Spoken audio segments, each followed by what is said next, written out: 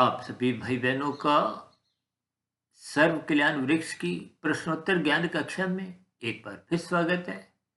आज किसी का प्रश्न ना हो तो वह हमने अपना स्वयं ही एक विषय रखा है और वो विषय है शब्दों से संदेश। देखिए, ये जो हम बार बार कहते हैं ना, आज का विषय ये है या प्रश्न है। अब विषय शब्द भी देखिए पांच भोग्य विषयों से भी संबंध रखता है और जिस स्थिति विशेष पर हमने कोई चर्चा रखनी होती है उसको भी विषय कहा जाता है। यानी कि संसार में देखिए ये विषय और पांच भोग्य विषय और एक शब्द है विषय। देखिए, जब जब शब्दों से आप और हम कुछ ज्ञान संदेश लेते हैं, इसलिए तो आज हमने देखी चर्चा का एक विषय क्या रखा है, शब्दों से संदेश। यानी कि आपके हमारे जीवन में ये जो पांच भोग्य विषय हैं, गंध, रस, रूप, स्पर्श, शब्द, इन पांच भोग्य विषयों में ही एक विष शब्द का एक संदेश छिपा है। इसका अभिप्राय क्या है? ये पांच भोग्य विषय, इनमें कहीं ना कहीं देर सवेर इस विष के कारण आपको हमें दुख झेलने पड़ते हैं। देखिए, विष तो किसी को भी अच्छा नहीं लगता और कितनी साधारण सी बात है। यदि भोजन में आपको हल्का सा भी संदेह हो कि इस भोजन में विष मिला हुआ है, तो उस संदेह मात्र पर ही हम उस भोजन का त्याग कर देते हैं। लेकिन संसार में, शास्त्रों में तो कहा गया है, ये भोग विषय ही देर सवेर मनुष्य को तमोगुण में गिराते हैं। ये भोग विषय राजसी स्थितियां हैं। भले ही भोग विषय देखिए पदार्थों के होते हैं, पदार्थ रूपी साधनों के होते हैं, लेकिन ये देर सवेर मनुष्य को अच्छेद करते हैं, तमोगुण में भी गिरा देते हैं। इसलिए इन सभी स्थितियों का एक मर्यादित संग करना है। जैसे कहते हैं ना, दवाइयों में भी विष की मात्रा बहुत ही एक एक अनु मात्रा उसमें दवाई बनाने में लगती है। लेकिन इन सभी संदेशों को जब आप और हम ज्ञान पूर्वक समझते हैं, तो फिर ये जो आज हमारी आपकी जो स्थितियां पांच भोग्य विषयों की 24/7 बनती जा रही है, उन भोग्य विषयों को, यानी कि अमर्यादित विषय भोगों को, या दो सरल शब्दों में समझो कि उन अमर्यादित स्थितियों में जब आपकी हमारी इन विषय भोगों की गलियों में आवारागर्दी होने लगती है, तो ये भोग विषय ही देर सवेर आपके बड़े दुख का कारण बनते हैं। ये भोग विषय आपको में क्रमशः अच्छेद करते हैं, प्रमाद में गिराते हैं, सत्संग कमजोर होने लगता है, या यूं को कि सत्वगुण का पकड़ा हुआ हाथ रजोगुण से छूट जाता है।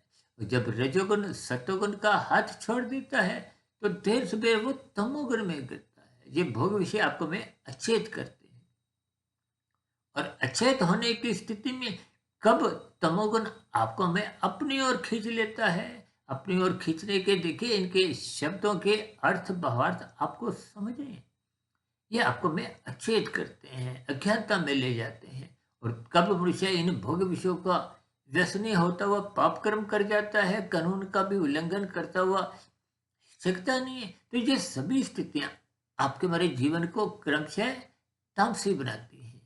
तामसी बनते ही आपसे हमसे कितने पाप कर्म होने लगते हैं, मनुष्य को बोध ही नहीं होता।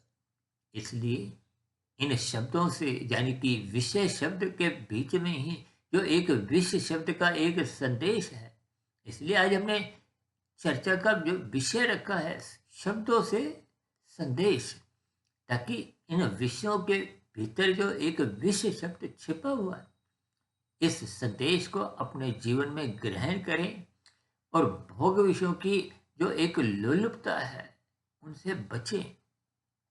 यही ज्ञान संदेश गीता में अर्जुन के रथ के 5 घोड़ों की लगाम को भगवान श्री कृष्ण जी ने अपने हाथों में ही रखते हुए ये उपदेश दिया है, ताकि ये भोग विषय, ये भोग विषयों के जो एक घोड़े हैं, ये मंद रूपी घोड़े, ये अमर्यादित ना हो, आवारागर्दी नहीं करे। देखिए, जब लगाम छूट जाती है तो भोगों के ऊपर किसी भी प्रकार का कोई अंकुश नहीं है।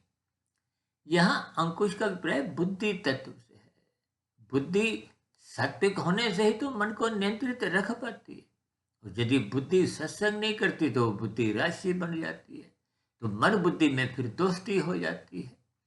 और दोस्ती जब गहरे तल पे हो जाती है, मन विषय भोगों का असत्य हो जाता है। और कब बुद्धि राशि से फिर तामसी बन जाती है, निषेध कार्यों में लगने लगती है, तो फिर ये बुद्धि मन के अधीन हो जाती है।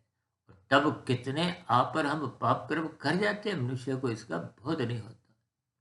इसलिए आरंभ से ही इन शब्दों के छिपे हुए संदेश, शिक्षा, इशारा आपको में समझना होगा।